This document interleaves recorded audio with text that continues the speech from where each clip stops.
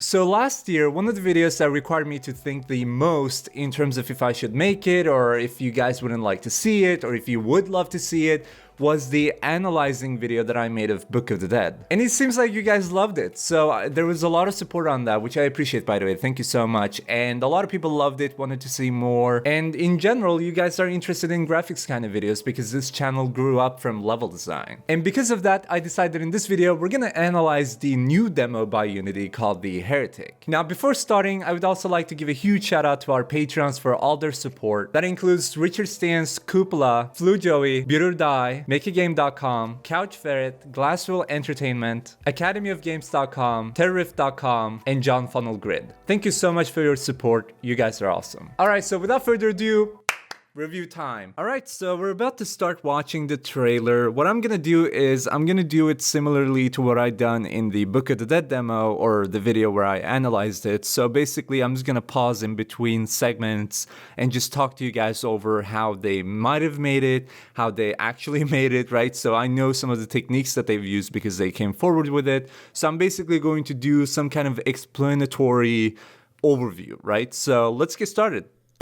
This is the place. Doesn't look like much.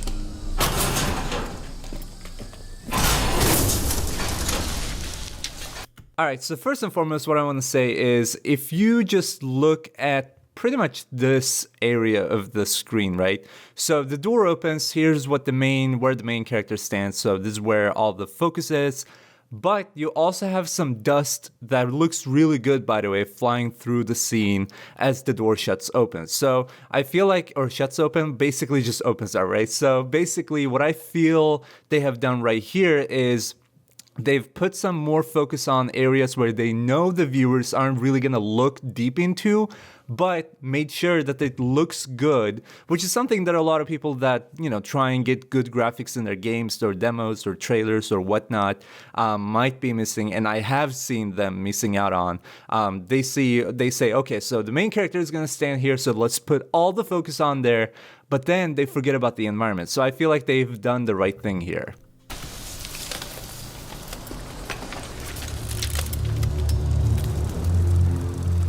Go take. Okay, so first and foremost, I love that soundtrack. I'm a big fan of the music, just saying. I gotta find out who actually made the music for this, but so this plastic-ish kind of material, I feel like they might have used some kind of physic on this, although I'm not 100% sure. I gotta check this up with them. But it looks really good, obviously, and I feel like one thing that really made this plastic look realistic to me in terms of its visual fidelity and visual look is the strains and the white borders that it has at the edges, right? So it makes it feel old. It makes it feel rusty, like it's being used before. Good luck.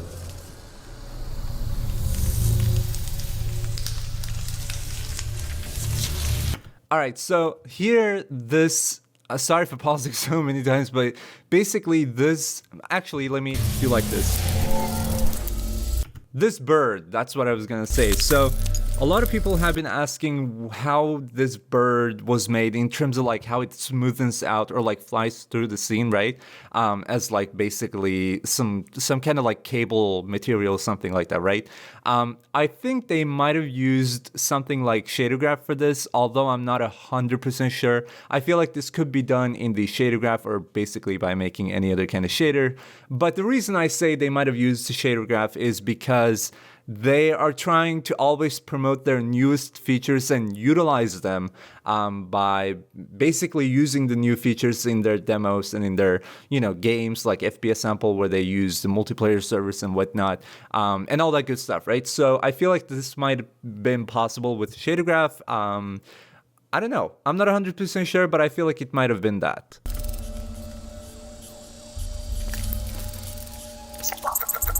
Yeah, got it.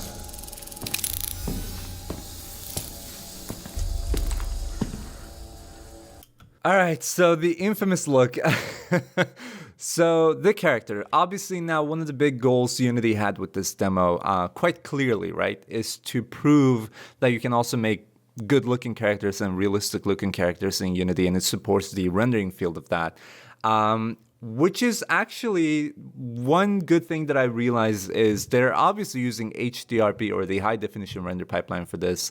And you can see some of its fidelity through, like if you watch the GDC 2019 keynote where they revealed this demo, on top of that, there was also a game called Oddworlds where they were like, yeah, we're using subsurface scattering now thanks to HDRP. And you can see the same effect being used on the character right here. Like if you look at this on the left ear, right to us, but left ear of the character, you can see that there is a little bit of light between the ear that actually penetrates the surface, right? So you can see it traveling through the skin, which makes it look red. However, there's not such light on this ear because it's being hit by light from this, facing from this direction, which is what I feel like has been so realistic with Unity, because this is actually like SSR or subsurface scattering, or SSS, sorry, not SSR.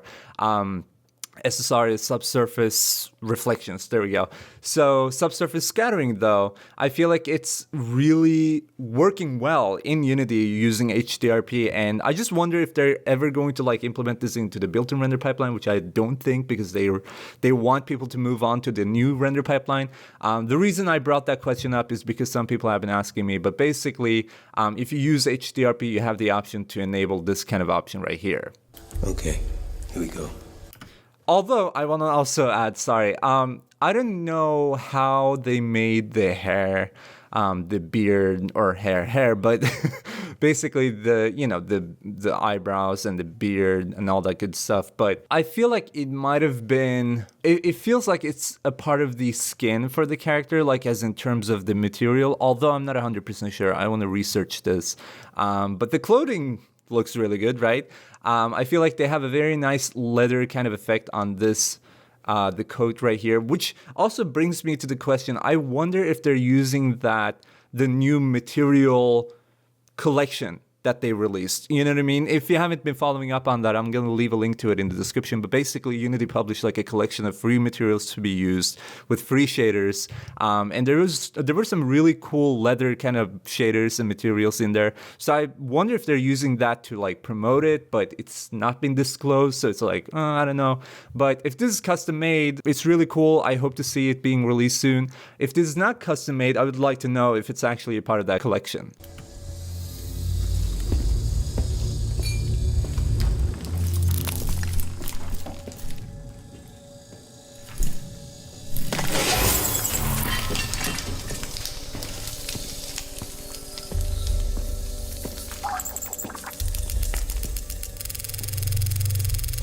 All right, so that effect is probably one of my favorites right here. So you can see that it's like deforming a little bit. I feel like you can do this with shader graph, although I'm not a professional at this, but I think it could be done with shader graph. I feel like it's like the best option to do it. You could technically do some kind of vertex displacement for this cloth right here, right? Also, I want to mention, you saw that there were some cables hanging down from the roof, or not the roof, sorry, the ceiling, which the character kind of like pushed away with his hand before. I think it might have just been a rigid body, with like a, what do you call them? Joints, right? Rigid body and joints, using those two. I feel like it might have been possible by using that, but returning back to this, I think it makes it really realistic in terms of like using the kind of wavy effect that they have added through shaders, right? And for those of you who didn't know, they're using timeline, the timeline feature in Unity, for basically making these demos. So it's real-time rendered. It's basically they just hit the play button after making all the end editing in the timeline feature, where they can basically control how much post-processing there is in each of these segments and scenes and different, camera views and whatnot, where the cameras are supposed to be at which second or keyframe, and control when shaders kick in and kick off. So basically they can say in timeline, like create a keyframe at this point and say, okay, the shader is now going to change into this. And if you haven't been checking out timeline, I totally suggest you to check it out because it's super useful for both games and making cinematic things. If you guys want to have a tutorial on it as a part of our Unity's beginner's guide to Unity series of videos that I make on this channel, let me know in the comments. So in this scene, I'm not going to talk too much, but first and foremost, volumetric lighting supported. I feel like it's a part of HDRP and not just Unity 2019, right? It might be actually a part of Unity 20. Let me check that. Yeah, so to me, it looks like it's a part of HDRP specifically, but I love them. That's what I was trying to say. I've been trying to use them in some of my speed level design videos using HDRP, and they're absolutely stunning. Like, it really compensates the ones that are already published on the Asset Store, which were basically released back when Unity didn't support volumetric lighting for light objects, but now it's a part. Volumetric lighting is a part of the lighting component in Unity. And also these spider nets right here look super cool. I really wonder how they made them. Let's see actually if they have any kind of motion. So let's play this. So who exactly is this guy? So I just realized the spider net doesn't really move when the bird flies through them. I see everything else is like shattering and breaking up and whatnot, but the spider net didn't really move as far as I saw. Maybe it was because of the lack of lighting in that area, but I don't know. I just wanted to point that out. Kidding. They're a fairy tale, Boston. Don't be an idiot. The deformation of this door also looks really good because you can clearly see the effect, like the physical force. These cables, I don't know, the bird, let's call it the bird, right? So the bird is putting on the door, making this glass kind of like shatter outside of the door's border, right? So it makes it look really good. It makes you feel like there is actual physical force instead of the bird just knocking down the door. And this is why I want to say, like, making these kinds of effects or making these kinds of cinematic trailers and videos and even games, right? Where you have sequences, if you have sequences where you make the player or the viewer feel that there's a physical force, as in terms of like pushing down instead of pushing down doors and just like kicking them off, you can make them like, you know what I mean? Like a little deformation. Somehow it looks so much better. It looks so much cooler, and it really adds on to the cinematic value of your movie.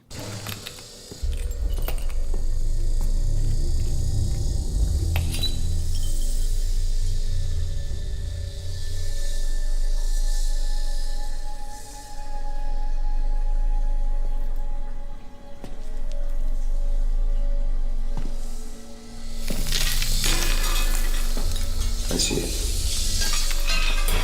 Also, something I wanted to talk about.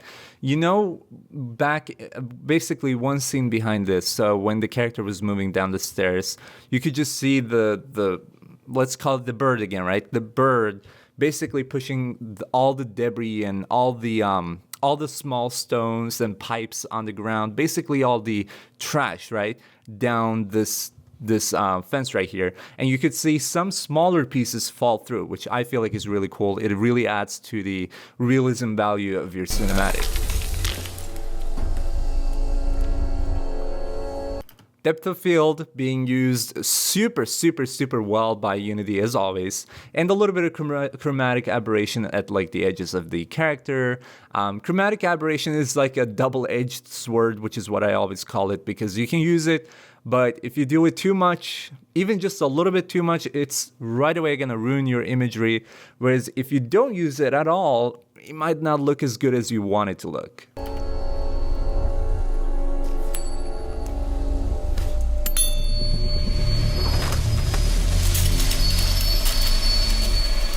So one thing I love about that scene is when the trash, or let's call it the objects in the scene, start flying around the room, you can see that it's not just like a perfect orbital circle around this coin or around any other point in time or point in space. It's basically some fly a little bit faster than the others, making them crash into the walls, whereas some other debris, like really small stones, fly much faster, but also in a more perfect circular kind of shape, where they basically just go around the coin right away. And I feel like the way they represent the scale of the objects, even though the relatively speaking, right, the scale between a stick on the ground and the scale on like a small debris stone might be very small, relatively speaking, in terms of like comparing the scales, right? Still, it makes a big difference. And I think that also adds a lot more realism into the physics of your scene. Open it. Wait. This is also really cool, and I don't want to like, I'm not really like the shader guy, right? So I don't want to be like, oh yeah, they're using shader for this, but I think this is like a mesh that they just render through shaders. I might be wrong on this, so just a disclaimer. I might be totally wrong about the things that I say. Who would have guessed? But I feel like this might be just fading in through like shader, some kind of shader effect, which looks really cool.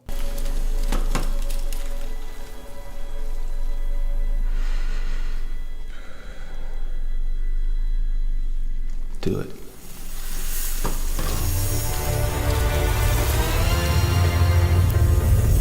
Ah, the music.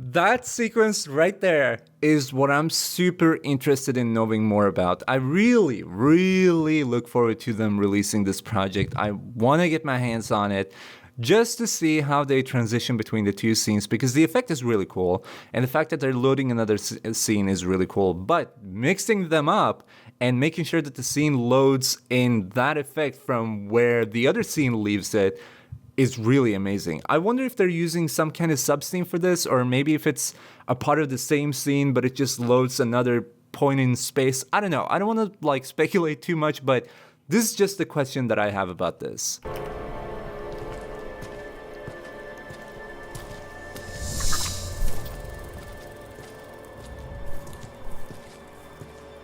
I wonder if these rocks are a part of Megascan. I don't know if they modeled everything by themselves, but I really want to know that, because the rocks look really good, right? But they also look a little similar. Like I can just see it being on the Megascan library, which is not a problem at all. I just wonder if it's like available for us right now. Also, gotta add puddles on the rocks, right? On this little cliff here. I love it. Or this bridge. I love the puddles. I always use puddles in my level design too, to give it a little bit more like a realistic kind of feeling. I think they've done it really good in terms of how much they use it though, because I see some cave scenes where people just fill it with puddles and water and raindrops, and you know what I mean? Like to make it alive, which isn't bad, but it's like, do you really want to use it that much? You know what I mean? So I feel like this is kind of like the perfect balance of using puddles and water in a scene where it's basically taking place in a cave environment.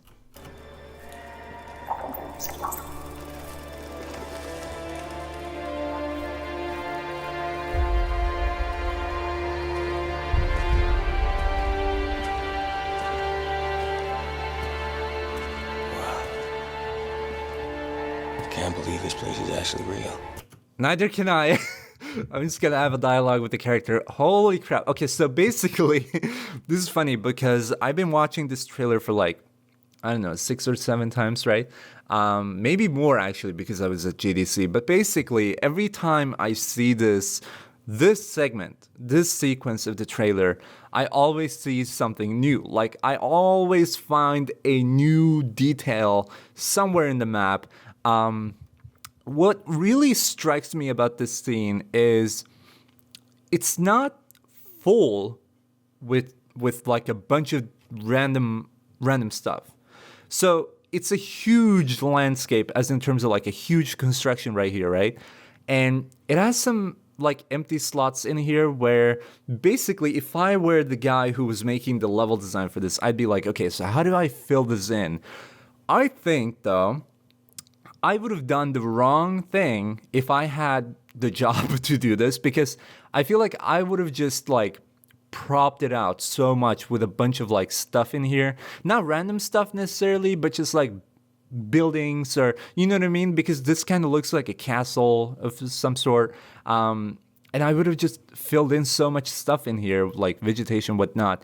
But I feel like giving it this kind of like not empty, but just small, short objects in scale make it look really nice. And it also kind of like fills in with the same part as this part of the world, this part of the world, and this part of the world, where they're kind of like the same objects being reused. So I wonder if they reuse them to actually give this kind of feeling, like give this vibe of like, oh, it's not full with a bunch of stuff, or if there were some kind of like limitations as in terms of assets, which I don't think there were, but I'm just wondering. This makes no sense to me, Boston. But you might happen to be right.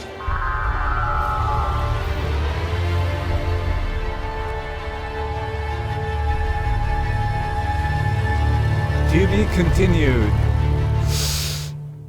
All right. There it is. All right, so that should give you an overview of what the Heretic is, how it looks, and you probably, if you haven't seen the demo, this should be your first time seeing it.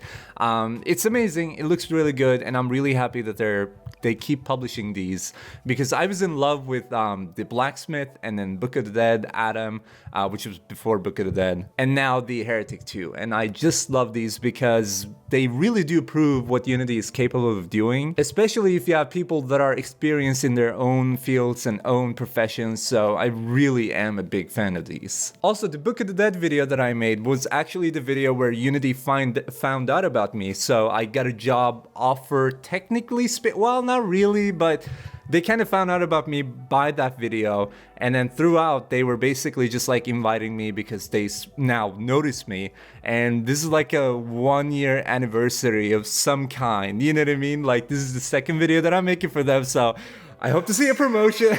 I'm just kidding. But yeah, it's been an amazing year. I'm glad that I made that video, not only because Unity found out about me, but you guys loved it so much, and I want to keep pumping these videos out because I truly enjoy making them too. So, you know, it's fun making them. Now, if you agree that it's fun to make them, but also fun to watch them, make sure to give this video a thumbs up to show some support, and hit the subscribe button below the video to stay up to tune for new content. Also, turn on the bell notification below the video too, next to the subscribe button, because sometimes YouTube doesn't send any notifications to people that are subscribed to your channel, because subscribers, who are they? Not for me, but apparently YouTube thinks so. So make sure to hit the bell icon, what do you call it? Hit the bell icon to stay up to tune for new content. That's what I'm trying to say. And for those of you who didn't know, we have a Discord server for this community and for this channel, which is a little bit more of like a generalized game development server, not only like Sykoo server, but basically you can find a bunch of other people from this server, from this server really, from this community. If you go to discord.gg/polyround or use the link in the description. Now, our server has over 10,000 members at this point, which is insane, by the way. Just want to say that out. Thank you so much if you have joined already, but if you haven't joined, make sure to go ahead and do so. It's free to join, it's free to be a member of. It's basically a server where we are 10,000 like-minded people who like to chat, talk about Unity, you know, talk about game development in general, web development, literally a bunch of like broad set of topics. And that's why I'm saying that we're like-minded, because we have so many people from all kinds of areas that are mutually interested in one thing together. So I feel like it's a really nice community to be a part of, not just because I'm, you know, I'm in charge or whatever, but I'm truly saying that from my heart because I know that we have a community that loves to help people. So make sure to join, because if you do, I'll buy you a cookie. Is that a deal? Now, with that being said, I hope you guys enjoyed this video and found it helpful. I'll be super active in the comment section and in our Discord server, so I look forward to see you guys there. So thanks for watching, have a good night, and peace out.